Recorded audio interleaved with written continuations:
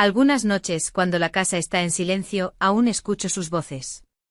Y lo peor es que no quería que dejaran de mirarme. Yo también lo deseaba. No debió haber sucedido así. Yo era la fiel. 12 años de matrimonio, una vida construida ladrillo a ladrillo. Pero cuando los ladrillos empiezan a agrietarse, cuando nadie te ve, uno empieza a desear lo prohibido. Empieza con pequeñas cosas. Una mirada que se detiene un poco más, una sonrisa que es como un rayo de sol después de haber vivido en la sombra. Una se dice que no es nada inofensivo. Te dices a ti misma que jamás cruzarías un límite. Pero, ¿qué pasa si no eres tú quien da el primer paso? ¿Y si el límite te alcanza? ¿Y si en el fondo lo anhelabas? No entré a esa sala con la intención de traicionar a nadie. Entré con un vacío inexpresable. Y ellos lo vieron. Me vieron. Y cuando continuaron mirándome, no desvié la mirada. Quería más. Eso es lo que vengo a contarte. No una historia de inocencia, no una historia de culpa, sino la historia de lo que sucede cuando la soledad es más fuerte que la lealtad. Y si crees que esto no podría pasarte a ti, yo también lo creía. Algunas historias, las que enterramos más profundamente, son las que todos necesitamos escuchar. Me encantaba escuchar a Marco reír con sus amigos en tiempos más sencillos. Cuando el sonido de sus voces llenando la casa significaba que estábamos vivos, conectados. Pasaba horas preparando bocadillos, encendiendo velas, asegurándome de que la sala estuviera perfecta. Quería que él se sintiera orgulloso. Quería que nos vieran. Ahora sus risas me recuerdan todo lo que he perdido. 12 años han pasado. 12 años desde que dije sí para siempre. Pero la eternidad parece interminable cuando una se siente sola. Antes Marco me veía de verdad. Ahora ve su teléfono, ve contratos. Ve el próximo negocio, el próximo vuelo, la próxima cosa que lo alejará de mí. Incluso cuando está sentado justo a mi lado, intento convencerme de que me ama. Y quizás sea cierto, pero el amor sin presencia es como una ausencia. Él lleva una máscara. Y luego estoy yo, Elena, una mujer de 35 años, no vieja, pero ya no la joven a la que cortejaba con flores y besos apasionados. Ahora soy yo quien dobla la ropa, paga las facturas y sonríe en cenas donde él apenas levanta la vista de su plato. Y sus amigos Carlos, Ricardo y Andrés están allí todos los viernes por la noche. Noche de póker. Era nuestra tradición, un momento que esperábamos con ansias. Ahora es su escape y mi papel. Yo cocino, sirvo, sonrío y cuando me retiro a la cocina, los escucho reír sin mí, hablar de cosas que ya no entiendo, compartiendo un mundo al que no estoy invitada. Y sin embargo a veces, los sorprendo mirándome más tiempo de lo debido. Lo suficiente como para recordarme que todavía soy una mujer, todavía visible, al menos para alguien. Nuestra casa, una hermosa jaula en el exclusivo barrio de El Poblado en Medellín.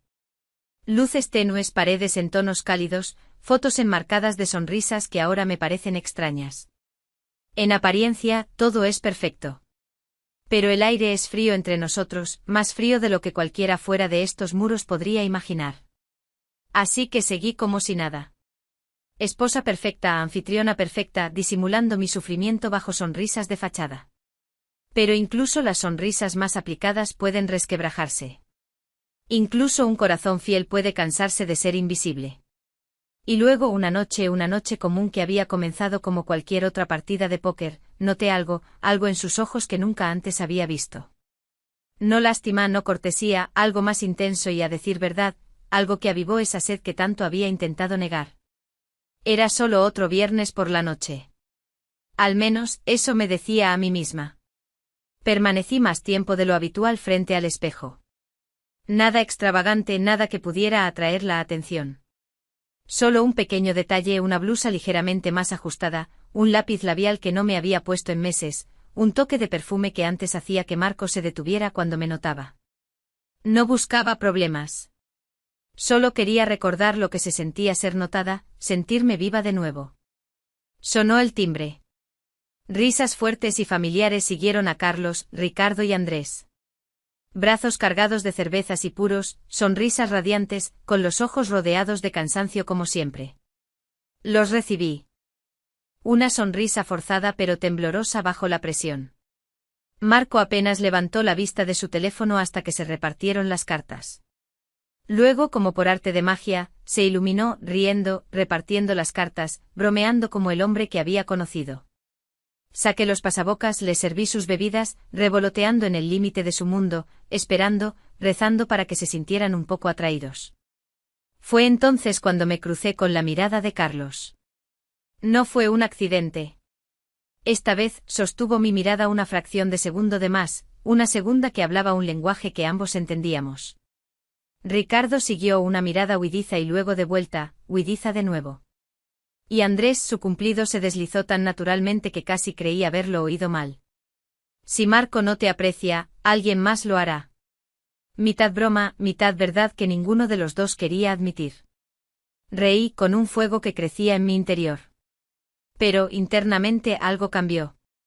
Una grieta en el muro que había erigido a mi alrededor. La noche transcurrió. Las cartas se mezclaron. El aire estaba cargado de humo y de cosas no dichas. Marco había bebido más de lo habitual.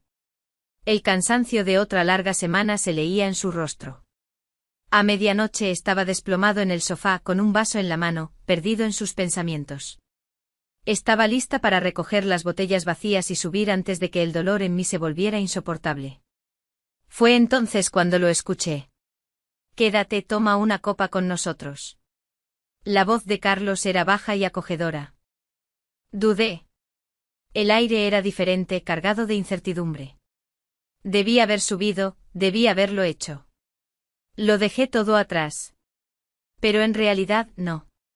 Me decía a mí misma que no era nada grave, solo compañía, solo una conversación. Pero algo se agitó en mí. Una parte que tanto había intentado silenciar. Y cuando me senté, todo empezó a desdibujarse.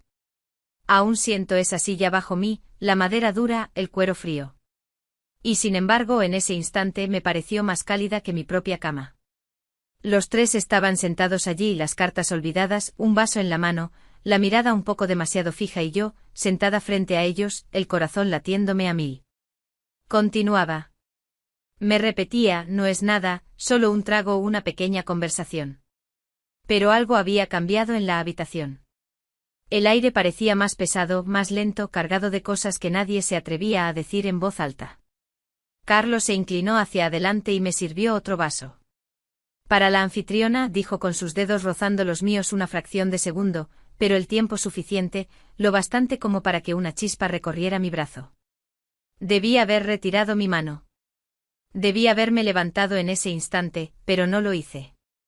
Me quedé sentada. Los dejé mirar y Dios me perdone, me entregué a ese placer.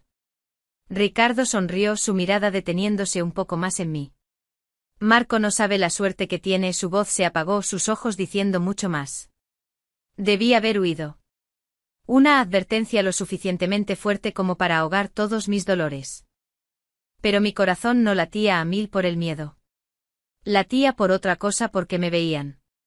Por primera vez en una eternidad, Marco no me había mirado así en años. No había extendido la mano sobre la mesa solo para tocarme, solo para estar cerca de mí. Y ahora estaban ellos. 3 hombres que veían a una mujer. Ni una esposa, ni una madre, ni una figura del decorado. Solo a mí. Me repetía que no era nada. Me estaban mirando. Eso es todo. No estaba haciendo nada malo. Y sin embargo, a cada segundo que pasaba, esa vida me parecía más frágil, más insignificante. Sentí la culpa envolver mi pecho, apretándose inexorablemente. Pero debajo, bajo la vergüenza, se escondía algo más oscuro, más desesperado, algo que susurraba, quédate un poco más. Siente esto. Nada más. Entonces me incliné. Reí cuando debí haberme disculpado. Dejé que sus cumplidos me invadieran como una segunda piel. Y cuando sorprendí a Carlos mirándome con una expresión que no dejaba lugar a dudas, no desvié la mirada. Debí haberlo hecho. Sé que debí haberlo hecho, pero la soledad hace cosas extrañas. Perverte la lógica y tambalea la determinación. Y pronto lo que antes parecía impensable comienza a parecer inevitable. En el momento en que Marco se movió en el sofá, medio despierto, medio ausente, mi corazón latía a mil por razones que apenas me atrevía a confesar. Me levanté bruscamente murmurando una excusa, fingiendo ir a ver cómo estaba. Pero incluso mientras me alejaba, sentí sus miradas seguirme, demorarse con avidez. Y lo peor es que no lo odiaba. Lo deseaba. Tenía un anhelo irresistible. Pero la próxima vez, no solo eran ellos quienes deseaban observar, era yo también. El viernes siguiente me quedé parada frente a mi armario más tiempo de lo que quería admitir. No fue un accidente, esta vez no. Me repetía, es solo para mí, para sentirme hermosa, para sentirme viva. Pero en el fondo de mí, sabía exactamente por qué había elegido ese vestido. Por qué me había puesto perfume detrás de las orejas, por qué había dejado mi cabello suelto en lugar de recogido, como a Marco le gustaba. Quería que él me viera y quería que ellos me vieran. Sonó el timbre. Ese sonido me hizo sentir un escalofrío que no tenía nada que ver con la hospitalidad. Me dije que respirara, que mantuviera la calma, que preservara la inocencia de la situación. Pero tan pronto como abrí la puerta y vi sus ojos iluminarse por un instante, supe que ya había perdido esa batalla.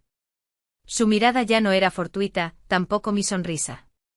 Marco los recibió con su habitual entusiasmo, ya agotado, ya distraído, ya medio dormido. Apenas notó mi atuendo, apenas mi presencia. Pero sí. Esa noche me movía más lentamente por la habitación. Colocaba los vasos con cuidado. Me agachaba un poco más para recoger las migas esparcidas por el suelo. Mi voz se suavizaba cuando me hacían preguntas. Me demoraba en cada palabra lo suficiente y ellos lo notaron. Sentí sus miradas posarse sobre mí. Un calor intenso me invadía a cada paso. Debí haber sentido vergüenza. Debí haberme odiado por anhelar esa atención. Pero no, me deleitaba. Cada mirada, cada pausa, cada instante robado era como agua para una mujer sedienta. Marco, como siempre, no prestaba atención. Absorto en sus cartas, su bebida, sus interminables historias de transacciones y plazos. Su mundo, un mundo del que ya no formaba parte. Pero el mundo que se desplegaba en esa habitación, aquel entre nosotros, entre sus amigos y yo, ese mundo era eléctrico. En un momento dado, mientras me servía otra copa, mi mano tembló ligeramente y Carlos se inclinó hacia mí, su voz baja, apenas audible. ¿Te gusta esto, verdad? No respondí. No podía porque la verdad se leía en mi piel, en el rubor de mis mejillas, en la aceleración de mi respiración. Me gustaba demasiado, más de lo que estaba dispuesta a admitir. Y mientras la noche avanzaba, mientras sus miradas se volvían más audaces, mientras el espacio entre nosotros parecía vibrar con cosas no dichas, sentí que algo se deshacía en mí. Pedazo a pedazo la razón cedía su lugar al deseo, la culpa luchando contra el hambre, la soledad transformándose en anhelo. Y luego llegó esa noche en la que nada volvería a ser como antes. En realidad, fue un detalle. El teléfono de Marco vibró sobre la mesa. Un nombre apareció en la pantalla, el de uno de sus clientes. Urgente, suspiró levantándose ya para responder. Estaré en la oficina. No me esperen. Y enseguida desapareció. La puerta se cerró.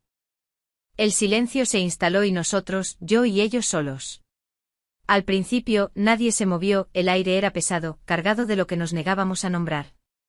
Cartas olvidadas, vasos intactos, todas las miradas puestas en mí. Me quedé allí un instante, dividida entre la razón y una aspiración más oscura. Debí haber subido. Debí haber seguido la voz de Marco por el pasillo y encerrarme tras la puerta de nuestra habitación. Pero no me moví. Sentí el peso de su mirada inexpresiva. Y en mí algo respondió. Carlos fue el primero en hablar con voz baja, casi juguetona. ¿Sabes? Nos encantaría verte bailar, solo para nosotros. Se me cortó la respiración. El tiempo pareció detenerse. La habitación se encogió a mi alrededor. Quería decir que no. Quería encontrar las palabras, la voluntad para detener esto antes de que fuera más lejos. Pero en lugar de eso, dudé. Y a veces, eso es todo lo que hace falta. Un latido de corazón de más, un silencio que dice más que todas las palabras. Algunas traiciones no empiezan con caricias, empiezan con miradas, con un sí que nunca dices en voz alta. Me repetía que todavía era inocente. Nadie me había tocado. Ningún voto se había roto todavía.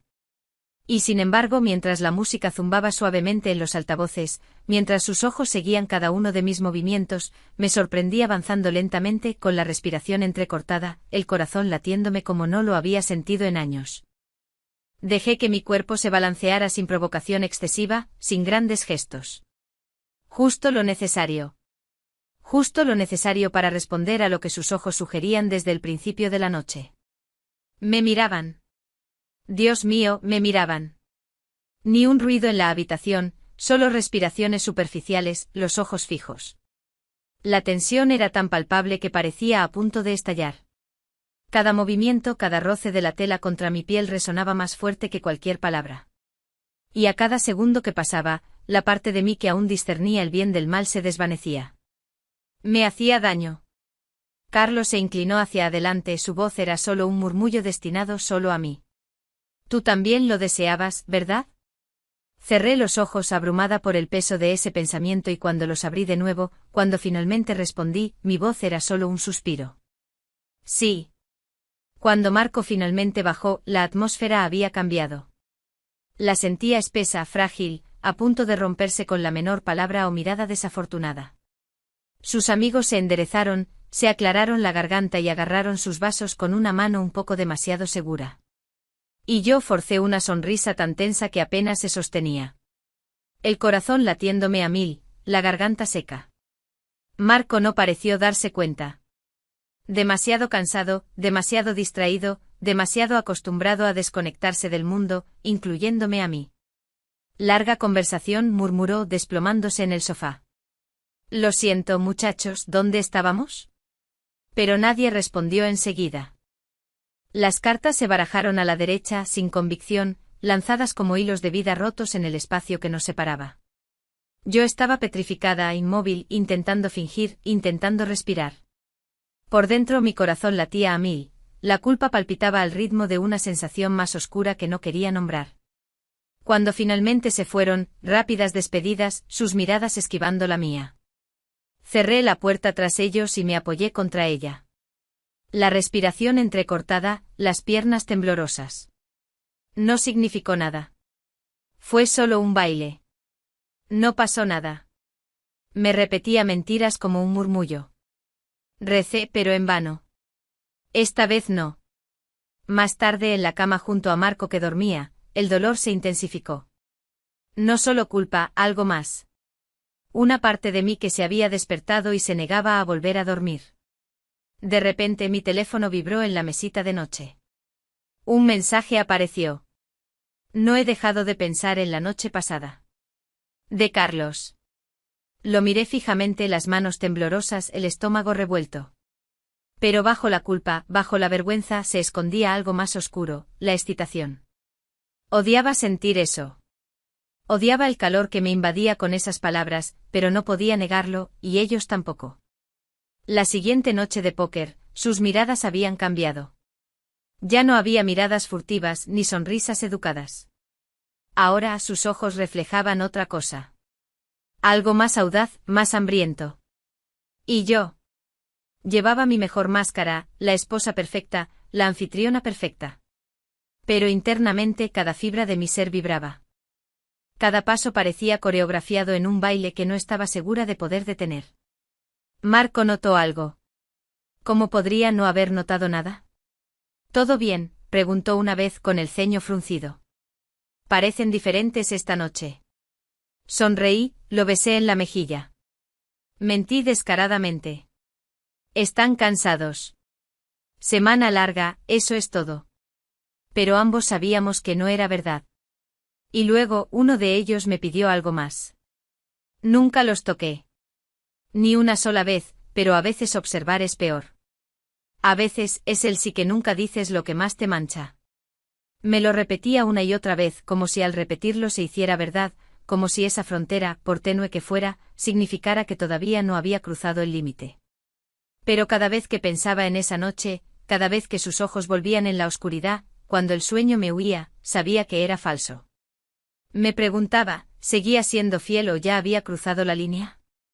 Y la respuesta que más temía era la que no podía negar. La culpa crecía en mí como una sombra que se extendía día tras día. Pero también otra cosa, algo mucho más peligroso. Los fantasmas. Surgían sin previo aviso. En la ducha, en la cocina. Acostada junto a Marco lo miraba deslizar otra pantalla, otra vida que ya no parecía incluirme. Veía los ojos de Carlos. Oía la voz de Ricardo bajarse cuando pronunciaba mi nombre. Sentía el peso de esa pregunta flotando en el aire. Tú también lo deseabas, ¿verdad? Y ardía de vergüenza y deseo. Marco nunca se dio cuenta, o quizás eligió ignorarlo. Su mundo estaba hecho de números, de plazos, de cosas que podía controlar. No de mí ya no, y cada viernes que pasaba, sus amigos se volvían más audaces, contactos que se prolongaban un segundo de más, cumplidos al borde de la decencia, desafiándome a temblar. Sonrisas que traicionaban secretos que ya no podíamos ignorar. Y yo me sentía atrapada. Atrapada en un círculo vicioso de culpa y deseo del que no podía escapar. Me odiaba por desearlo, por esperarlo, pero lo deseaba. Dios me ayude. Lo deseaba. Algunas noches me miro fijamente en el espejo, las manos crispadas en el lavamanos, la respiración entrecortada. Y me pregunto, ¿en quién me he convertido? La mujer que construyó esta casa. La que juró amar y honrar al hombre de arriba, o la que ahora espera la mirada de hombres que no son su marido, que deja que el silencio responda a preguntas a las que ya no tiene fuerzas para negarse. Ya no lo sé, y eso es lo que más me aterroriza. ¿Alguna vez has hecho algo no para traicionar, sino porque necesitabas sentirte viva de nuevo? Porque el silencio en tu vida se había vuelto tan ensordecedor, tan asfixiante que incluso una atención inapropiada te parecía un soplo de aire fresco. ¿Te atreverías a llamar a eso traición? Incluso si ningún límite se ha cruzado, ninguna mano ha tocado la piel, ningún juramento se ha pronunciado y luego se ha roto. Pero en esas miradas, en esa respiración contenida, en ese murmullo de mi corazón que decía sí a cosas que mi boca no se atrevía a expresar, ¿ya estaba perdida? Me lo pregunto cada noche y, de nuevo, esta noche. Me lo pregunto contigo. Dime, ¿sigues siendo inocente mirar? Si en el fondo de ti deseas ser mirada, si alguna vez has estado en mi lugar, si alguna vez has librado una batalla entre el deseo y la lealtad, háblame. Sin juicio, sin vergüenza, la verdad que ni siquiera nos atrevemos a decir en voz alta. Y si esta historia ha tocado algo en ti, si ha resonado en lo más profundo de tu corazón.